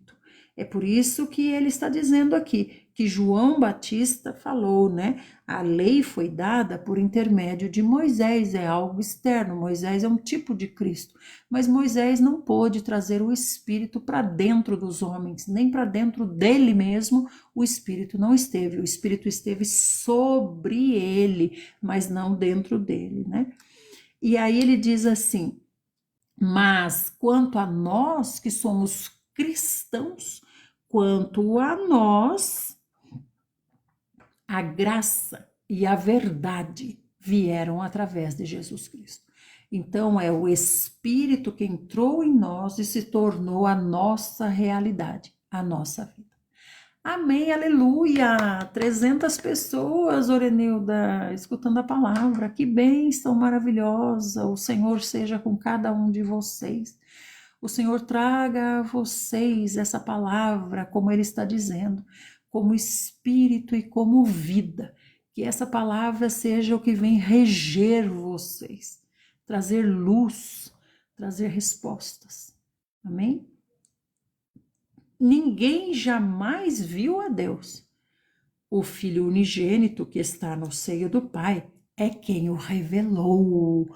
Olha só! Então, João Batista estava dizendo já, ninguém nunca viu a Deus. No entanto, o Senhor Jesus nos revelou Deus. Ele veio como homem e nos revelou Deus. Nos mostrou Deus, nos mostrou o caráter de Deus, a personalidade de Deus, a alma de Deus, não é?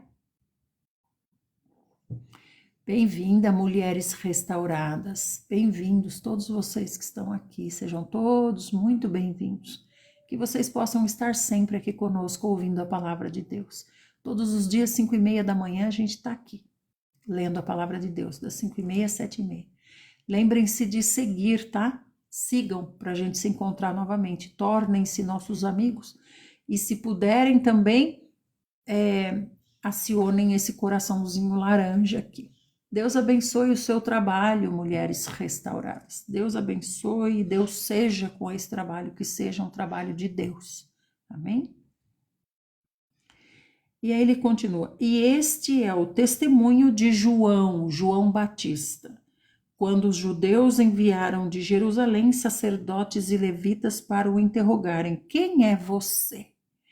Então vieram os sacerdotes, né, os levitas, lá de Jerusalém, vieram para onde?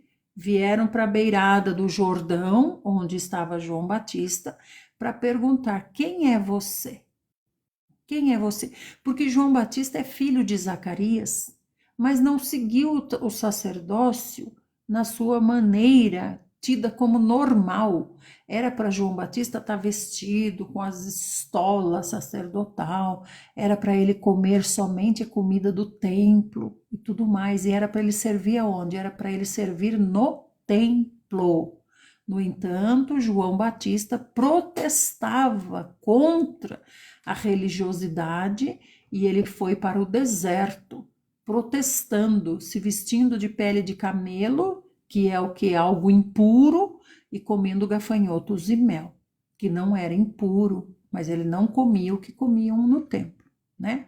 60k, que maravilha, obrigada, amadinhos. Então, quando vieram perguntar, João Batista disse assim: confessou e não negou, mas declarou francamente: eu não sou o Cristo. Porque eles queriam saber: será que é esse o Cristo? Será que é esse que veio para derrubar Roma e colocar os judeus no poder? E ele falou: não, eu não sou o Cristo. Então perguntaram: quem é você então? Você é Elias? Quem é você? E ele disse: não, eu não sou Elias. E você é o quê? Você é profeta? E ele disse: não, eu também não sou profeta. Então perguntaram para ele: quem é você? Explique para nós. Nos dê uma resposta para que nós levemos essa resposta àqueles que nos enviaram, ou seja, o sinédrio, né, da sinagoga lá de Jerusalém, porque João Batista estava chamando a atenção. Então nós queremos levar a resposta. O que você diz a respeito de você mesmo? Quem é você, João Batista? Por quê? Porque se ele se autoproclamasse Messias, ele também seria levado lá para o Sinédrio, como foi levado o Senhor Jesus, né? Então ele diz: eu sou a voz do que clama no deserto, ou seja, eu sou uma voz, eu sou um homem que veio para o deserto, eu sou um homem que veio para o deserto para anunciar. Façam um caminho reto para o Senhor, como disse o profeta Isaías, ou seja, arrependam-se. Arrependam-se das suas vidas, dos seus erros, das suas falhas, dos seus pecados, se consertem com Deus, porque o Messias está vindo. Ora, os que haviam sido enviados faziam parte dos fariseus, então é dos fariseus que vieram perguntar para ele: quem é você, João Batista? E perguntaram mais, perguntaram assim: então, por que que você batiza se você não é o Cristo? Por que você batiza na água se você não é o Cristo, se você não é Elias, se você não é um profeta? Por que você faz isso? Então João respondeu: eu batizo com água, mas no meio de vocês já está aquele que vocês não conhecem. Esse é o Messias, certo? Ele já está entre nós, já anda entre nós.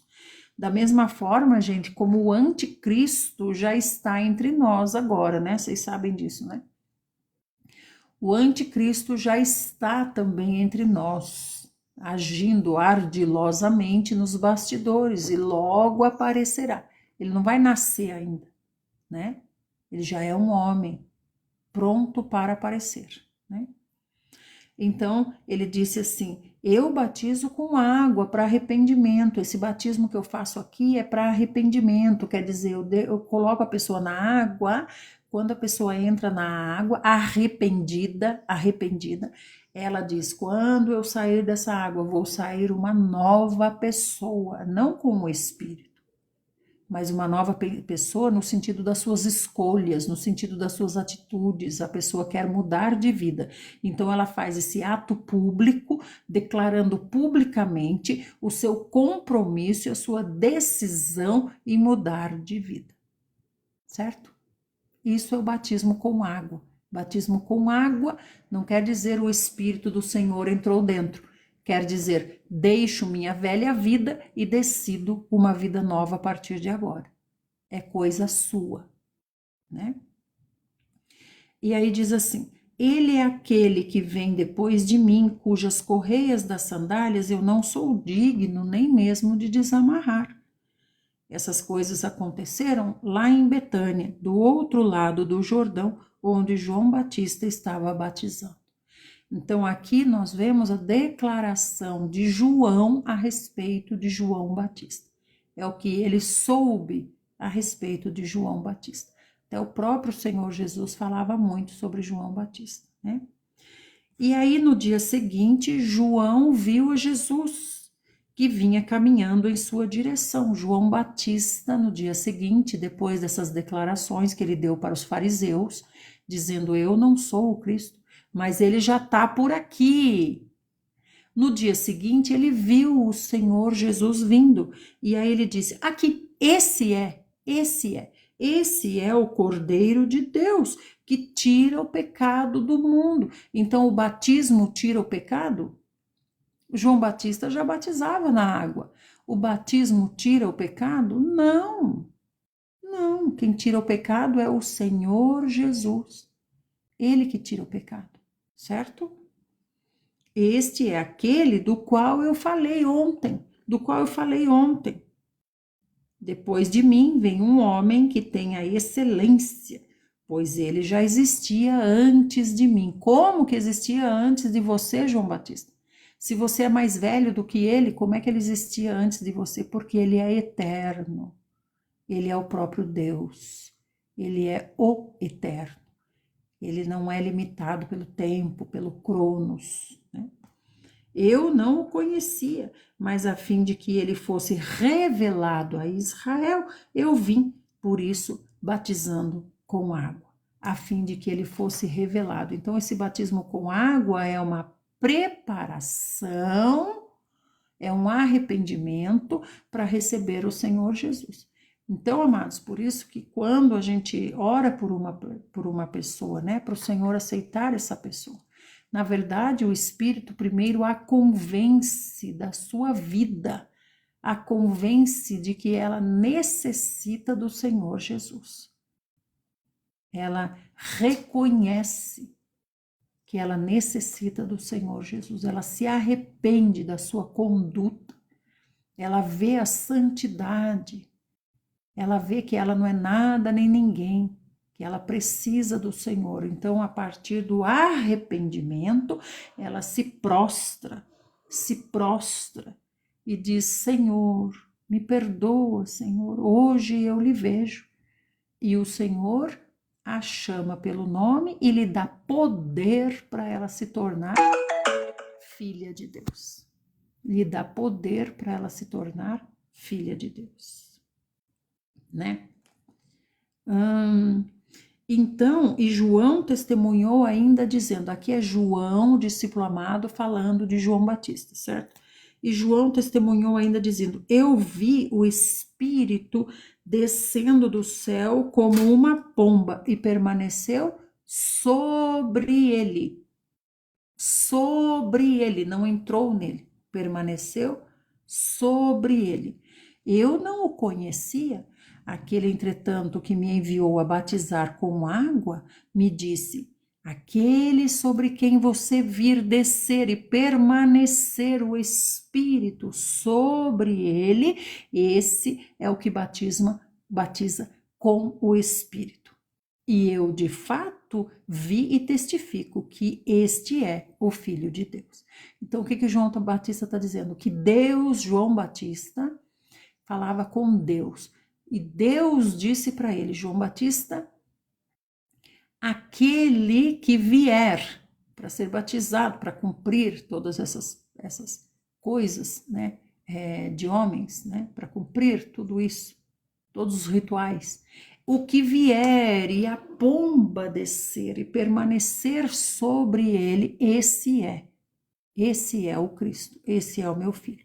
Então ele está dizendo assim, ó, aquele que me mandou para batizar para arrependimento me disse, quando vier um e descer sobre ele uma pomba e permanecer sobre ele, esse é. E aí ele diz assim, e eu de fato vi e testifico, ou seja, assino, dando garantia que ele é o Filho de Deus, ok?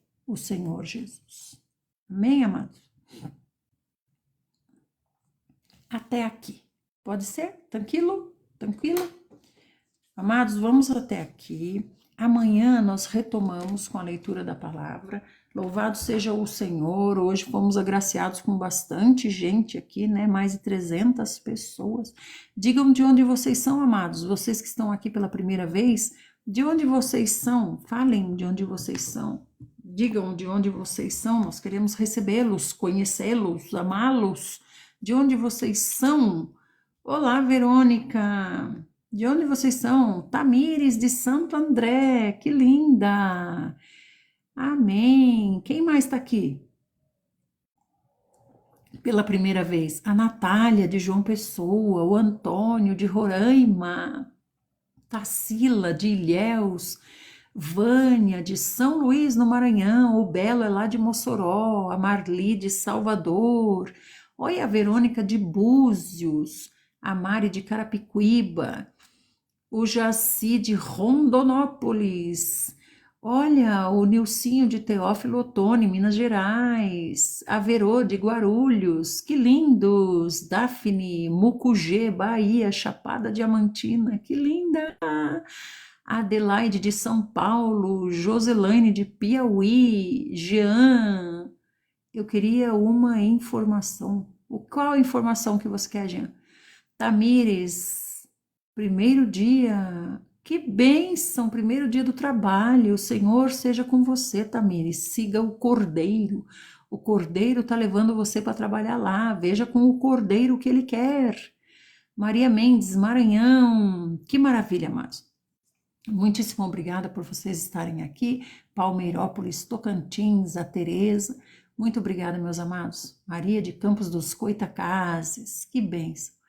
Meus amados, então fica marcado o nosso compromisso para amanhã, 5:30 da manhã, pode ser?